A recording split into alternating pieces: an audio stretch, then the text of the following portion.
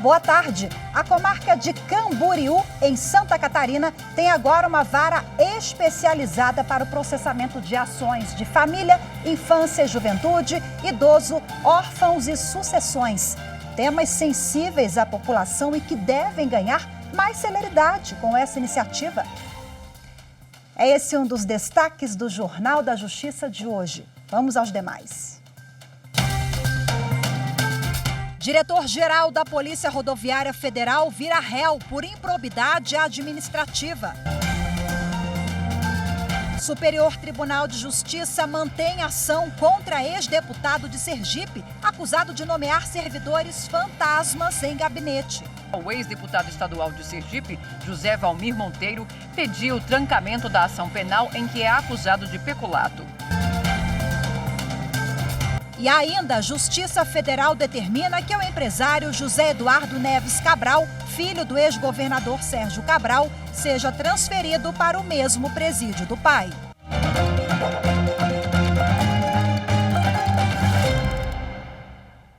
A Justiça Federal do Rio de Janeiro atendeu a pedido do Ministério Público Federal e tornou réu o diretor-geral da Polícia Rodoviária Federal, Silvinei Vasquez. Quem tem as informações ao vivo e conversa com a gente agora é a repórter Aline Barcelos. Olá, Aline, muito boa tarde para você. Boa tarde, Rafaela. Boa tarde a todos. O juiz José Arthur Diniz Borges, da 8ª Vara Federal do Rio de Janeiro, aceitou a ação do Ministério Público Federal contra o diretor-geral da PRF, Silvinei Vasquez. Com isso, Silvinei Vasquez se tornou réu por improbidade administrativa. No pedido, o MP argumentou que Silvinei Vasquez fez uso indevido do cargo ao pedir votos para o presidente Jair Bolsonaro. O Ministério Público também pediu o afastamento dele do cargo de diretor-geral da PRF, mas essa decisão só será tomada depois que Silvinei retornar das férias e for ouvido pelo juiz. Rafaela. Ok, Aline, muito obrigada mais uma vez pelas suas informações. Bom, em nota, a Polícia Rodoviária Federal afirma que acompanha com naturalidade a determinação de citação ao diretor-geral da Polícia Rodoviária Federal, Silvinei Vasquez, uma vez que é procedimento normal, segundo a instituição, após representação formulada pelo Ministério Público. A PRF afirma ainda que não sabe dizer se o diretor-geral já foi notificado da decisão, porque ele está de férias. A 6ª turma do Superior Tribunal de Justiça manteve ação contra ex-deputado de Sergipe, acusado de nomear servidores fantasmas em gabinete. Os ministros negaram provimento ao recurso em habeas corpus, no qual o ex-deputado estadual de Sergipe, José Valmir Monteiro, pediu o trancamento da ação penal em que é acusado de peculato. A defesa alegava a ausência de justa causa para a ação. O Ministério Público de Sergipe denunciou o ex-deputado porque ele teria nomeado para cargos comissionados no gabinete dele funcionários fantasmas. O Tribunal de Justiça de Sergipe concluiu que a conduta do ex-deputado ao nomear funcionários que não chegavam a trabalhar foi dolosa e levou à apropriação indevida de recursos públicos. No recurso em habeas corpus, a defesa do ex-deputado alegou que a conduta imputada pelo MP seria atípica, uma vez que o então parlamentar não era responsável por gerir os recursos destinados ao pagamento dos servidores nomeados. O relator do recurso, o ministro Antônio Saldanha Palheiro, destacou que houve descrição detalhada da suposta conduta delitiva do réu.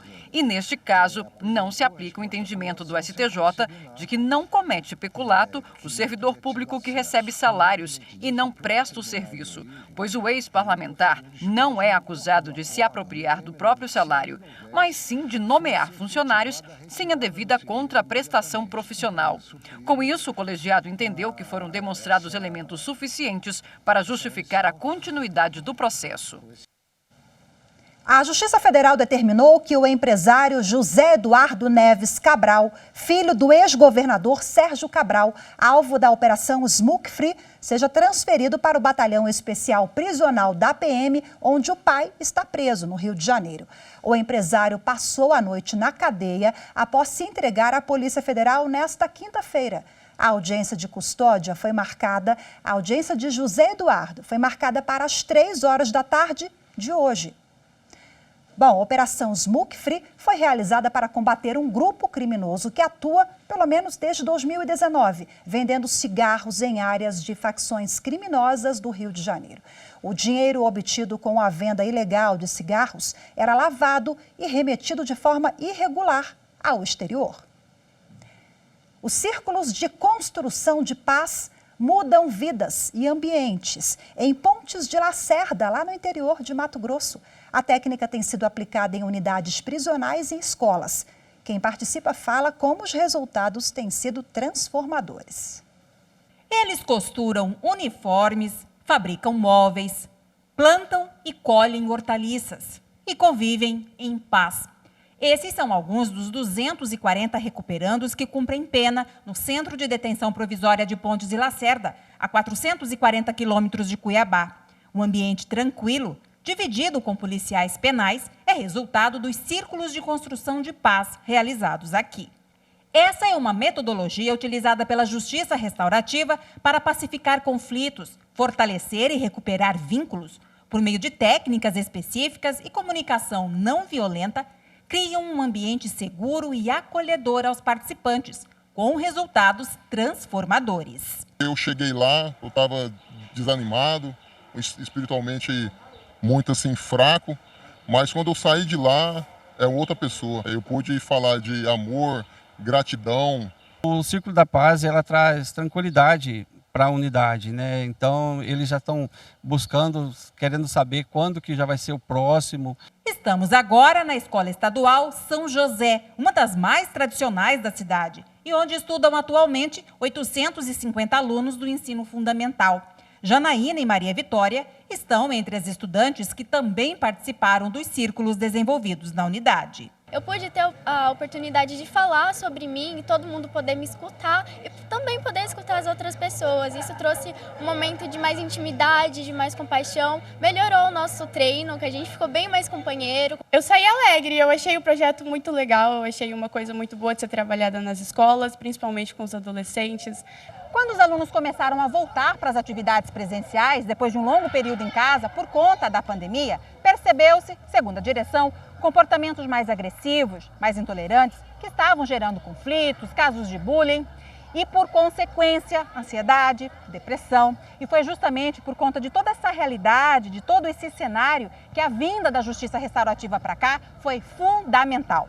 E nós percebemos que as salas que participaram, houve uma melhora muito grande, principalmente o respeito entre um colega e outro. Esses 16 facilitadores de círculos de construção de paz é que são os responsáveis. Representando diversos segmentos da sociedade, eles foram certificados em uma cerimônia na sede do Fórum da Comarca. Uma semana inteirinha eles dedicaram a isso, depois os estágios, os círculos em diversas entidades. A solenidade foi prestigiada por magistrados, magistradas, servidores e servidoras e pela presidente do Núcleo Gestor da Justiça Restaurativa de Mato Grosso, a desembargadora Clarice Claudino da Silva. Nós acreditamos fortemente de que essa é uma prática que visa trazer para as pessoas de volta a sua origem natural, compassiva, resgatando realmente o nosso lado luz, o nosso lado bondoso, o nosso lado respeitoso e compreensivo. Com a autorização da 11ª Vara da Justiça Federal, a Polícia Federal cumpre hoje 11 mandados de busca e apreensão na casa de suspeitos de participarem do furto de 12 contêineres avaliados no Porto do Mucuripe, em Fortaleza. Os contêineres furtados, eles armazenavam mercadorias importadas irregularmente da China, avaliadas em 12 milhões de reais. Bom, com os autores do crime, esses autores eles podem responder por furto qualificado e associação criminosa, sem prejuízo da descoberta de outros crimes, em decorrência da análise do material apreendido durante a operação. Veja a seguir, Tribunal de Justiça de Santa Catarina instala nova vara que atenderá temas sensíveis aos jurisdicionados de Camboriú. Os detalhes em instantes.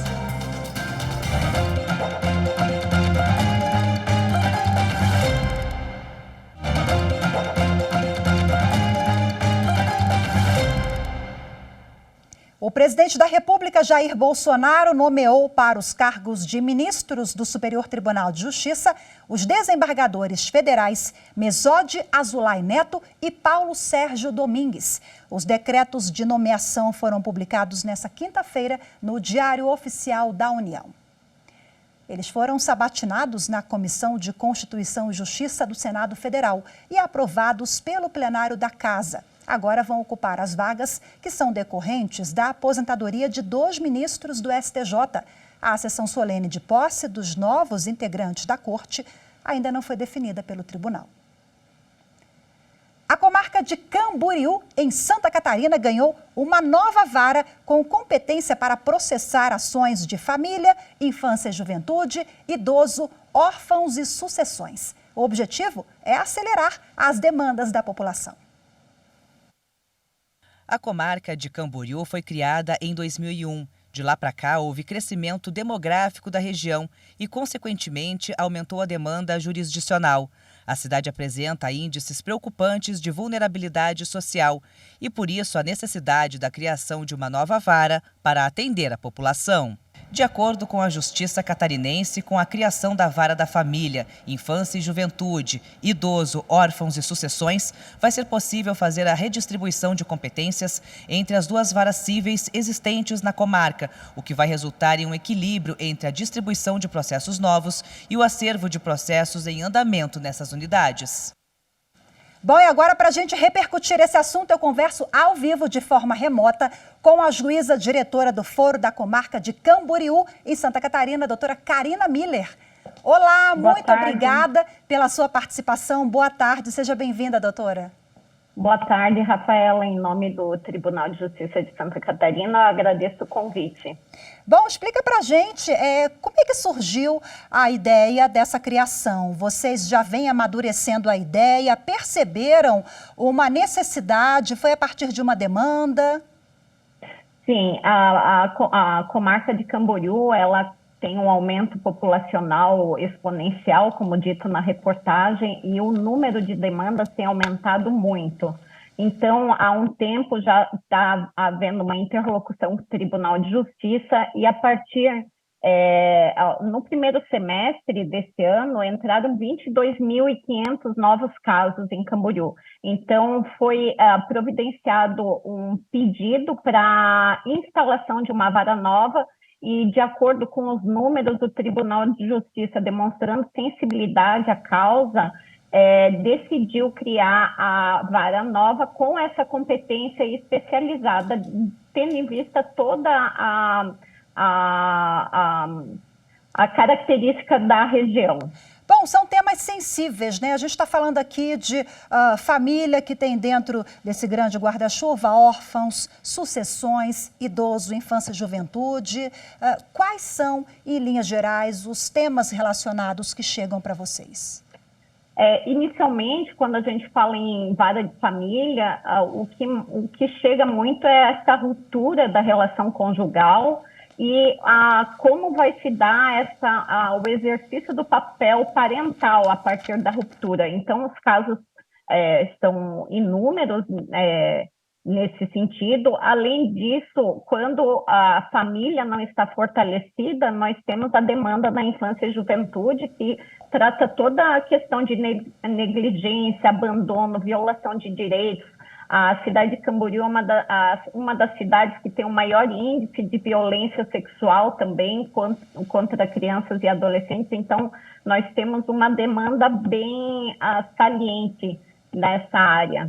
E são temas complexos, né? A gente conversava aqui nos bastidores, a senhora me explicava que são assuntos que às vezes demora muito, porque precisa ouvir outras partes e são temas sensíveis, como a senhora mesmo elencou. Qual é a importância dessa vara específica? Agora a gente está falando, inclusive, em celeridade também para a população.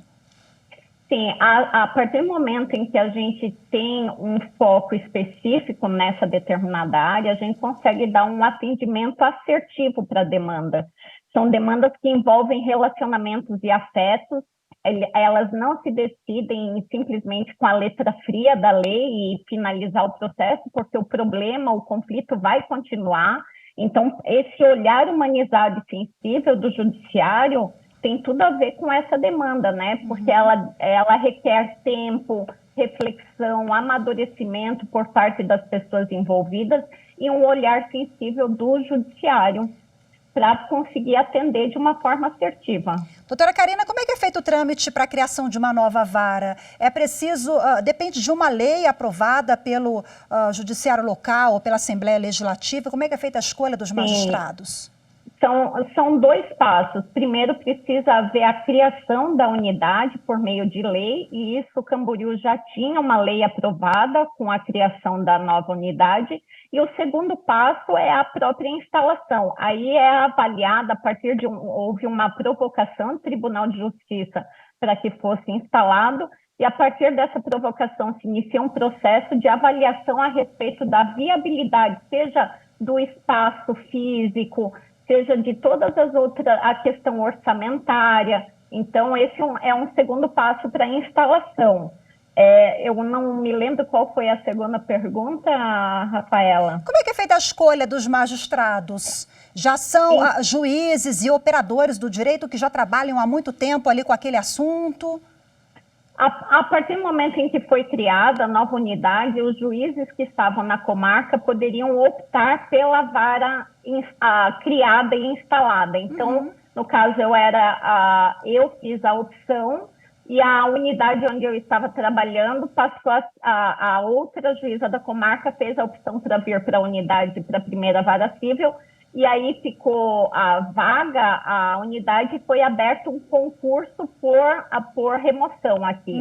Mas a unidade criada, eu acabei fazendo a opção para trabalhar especificamente com essa demanda. Porque antes eu tinha a demanda família, infância e também tinha a demanda civil. Eu trabalhava com 5.000 processos, incluindo essa demanda bem específica. E a partir de agora, então, eu estou com 3.000 processos no acervo, o que me possibilita ter esse olhar mais assertivo para a resolução dessas demandas. E olha que ainda continua sendo um número bem alto, né, por magistrado. Mas agora, concentrando, né, tudo em temas ali relacionados, fica muito mais prático, né? Então, é bom para o jurisdicionado, para o magistrado também, facilita o trabalho. Qual é a expectativa da senhora para os próximos meses de trabalho aí com essa nova realidade? Eu estou bastante animada em relação às possibilidades que se abrem a partir de agora, seja para fortalecimento de vários programas institucionais, vamos citar a mediação familiar, que é extremamente importante para que as partes possam sentar e ter um tempo de diálogo, né? A instalação e o fortalecimento da justiça restaurativa, e o objetivo é levar ela para as escolas, dar continuidade às oficinas reflexivas a respeito do papel parental, e também levar palestra nas escolas a respeito de direitos e deveres, seja para os pais, para os filhos, e porque a gente tem que lembrar que o juiz da família, infância e juventude, ele vai muito mais além do próprio gabinete, né? Ele também faz um trabalho proativo de conscientização a respeito dos relacionamentos, dos direitos que envolvem esses relacionamentos e os afetos, né? Perfeito, doutora. Sucesso no trabalho de vocês, Obrigada. Viu? Muito bacana a iniciativa. Muito obrigada pela sua entrevista. Eu conversei ao vivo com a doutora Karina Miller, que é diretora do Foro da Comarca de Camboriú, Santa Catarina. Muito obrigada. Até a próxima. Obrigada, Rafaela. Uma boa tarde. Boa tarde. Veja a seguir, no próximo bloco, o Supremo Tribunal Federal invalida normas de Mato Grosso que flexibilizavam construção de hidrelétricas. Os detalhes em instantes.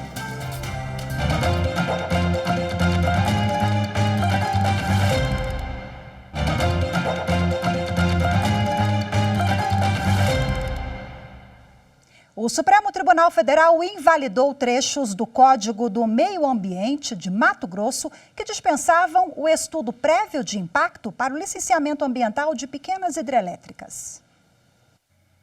As pequenas hidrelétricas têm potência e tamanho reduzidos.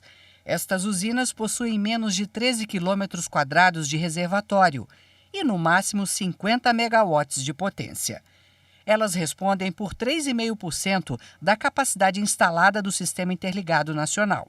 As pequenas hidrelétricas começaram a ser construídas no país a partir de 1997, quando o monopólio do Estado no setor elétrico foi extinto.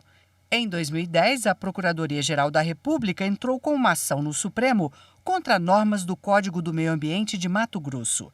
Elas dispensam o estudo prévio de impacto para o licenciamento ambiental das pequenas hidrelétricas.